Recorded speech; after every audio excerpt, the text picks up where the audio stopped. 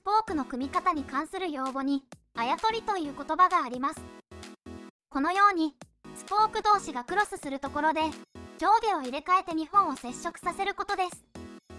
今回はコメントでリクエストがあったこのあやとりに関する簡単な検証をします。あまりにもマニアックすぎる。再生数が心配です。このあやとり、伝統的な組み方のホイールならほぼ 100% やられているけど、比較的近代的な構造のホイールではやられてないことも多いです。傾向としてストレートプルスポークを使うホイールはやってないことが多くて、例えばカンパニョーロやフルクラムはほぼ 100% やってないと思います。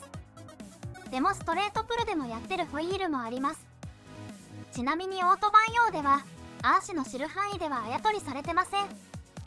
規則性がわからないわね。さて、このあやとりって起源がよくわからないんだけど、タンジェント組が発明された結構初期の段階から使われてたようです。そのくせ、効果に関しては何か曖昧な感じです。ここにネット上にあふれるあやとりの効果の説を選別しないで羅列します。こんなに SNS や掲示板にはこれらの説を断言する書き込みがたくさんあるけど、それを裏付ける理論やデータが示されることはまずありません。専門書でも一言二言触れられる程度で軽く流されている気がします。この動画ではそれぞれ一つずつ検証することはできないけど、張力が均等化される説と横合成が上がる説だけでも簡単に検証してみます。検証のためにホイールをあやとりありからなしに組み直します。このホイールは組み替え予定だから、そのついでとしてこの検証をやるつもりだったけど、全然ついでになってませんね。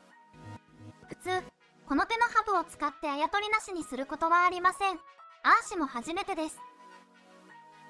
結構スポーク同士の距離が離れて違和感があります。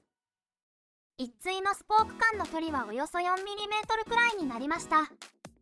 特にスプロケがついている側のフランジは、センターからの距離が普通 17mm 前後なので、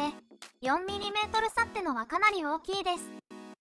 横の力の釣り合いを取るために必要なテンションも、計算上なら 20% くらい変わることになります。内側にあるスポークは外側のスポークより余分なテンションが必要になるわけです。あやを取った場合はクロス部で一旦合流してほぼ同じ角度でリムに接続されるからこのような不均等が生じなくてよいかもって説があるわけですね。このグラフはあやの接触を解除する前に各スポークのテンションを記録しといたものです。縦振れは 0.2mm 以下、横振れは 0.1mm 以下くらいまで取って測定しました。青がスプロケのついている高張力側、赤が反対の低張力側です。数値はテンションメーターの指示値で、実際の張力ではないことにご注意ください。青の高テンション側の方が綺麗ね。高テンション側をだいたい同じテンションで揃えてから、低テンション側で振れを調整する手順でやってるからです。さっきの説が正しいなら、あやとりをなくした後はうまく振れ取りできない、あるいは振れ取り後の張力が不均等になるはずです。というわけで、すべてのあやとりを解除したホイールの振れ取り作業もやっていきましょう。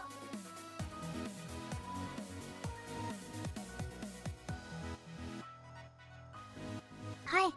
振れ取り作業完了しました。横振れが 0.1mm くらい、縦振れが 0.2mm くらいです。このゲージは針が一周すると 1mm です。センターズレも 0.2mm 以内くらいにしときました。どれも組み直し前と同じくらいです。まあなかなか良い水準なんじゃないでしょうか。で、この状態でスポークテンションを記録してグラフにしました。ビフォーアフターはこんな感じ。あんま変わらんというか、どっちかっていうとあやとりなしの方が綺麗ね。でも、この程度の差ならその時の調子というか、どんくらい丁寧にやるか程度の差かと思います。海外のフォーラムでは、振れ取りが難しくなったみたいな投稿もあったんだけど、作業していてそういうことは感じませんでした。というわけで、あやとりの有無によるテンションの不均等は、あったとしても振れ取りに影響が出るレベルではなさそうですね。理屈上リムがやばいほど影響が出やすいはずなので、ママチャリなんかだとまた違った結果になるかもしれませんが、そこまで調べる気はありません。ちなみに今回使っているリムは軽量が売りの幅の狭いアルミリムで、今時のスポーツバイクのリムのほとんどはこれより光合成かと思います。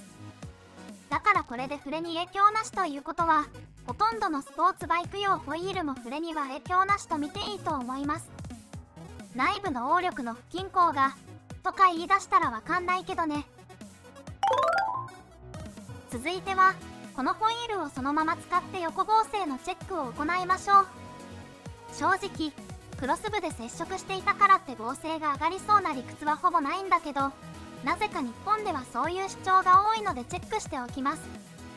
右方向への変形と左方向への変形をそれぞれ2回ずつ測定します。申し訳程度のばらつき対策。測定はこの前の動画と同じ方法を使います。見た目はあれだけど割とちゃんと測れます。これが結果のグラフです。実線が右方向への変形、点線が左方向への変形を表しています。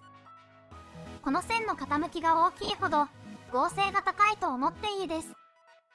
以前の動画でやった結果と同じ傾向で、変形が極端に大きくなるまでは右方向も左方向もほぼ同じ合成を持ち、あるポイントを境に左方向の合成が低くなります。これはこのタイミングで鉄張力側のスポークのうちの1本のテンションがゼロになって支えとして機能しなくなってしまうからです。このグラフに綾の接触割のデータを重ねてみましょう。以前の動画で測ったデータがそのまま使えるわね。赤が綾取ありの合成データです。ご覧の通り右側への変形は完全に一致と言って良いと思います。左方向もほぼ一致と言っても良さそうだけど、少し綾取ありの方が高く見えなくもないです。合成が落ち始めるタイミングは初期テンションが高いほど遅くなるけど、今回はむしろ綾取なしの方が少しだけ初期テンションが高いので、そのせいではなさそうです。単なる測定誤差で片付けても良さそうな差だけど、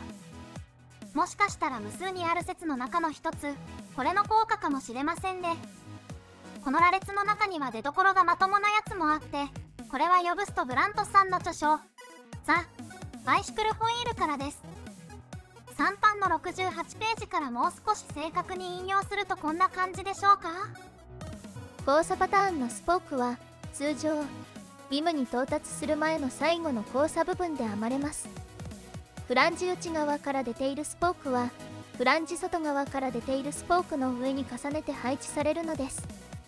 スポークが互いに絡み合うことで強いラジアル荷重がかかった際にたるみが吸収され、スポークが緩む可能性が低減されます。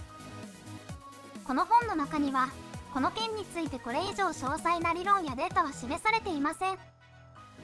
彼がなぜラジアル荷重に限定したのかも分かりませんが、今回綾取ありの方が若干持ちこたえているのはこの現象かもしれませんね。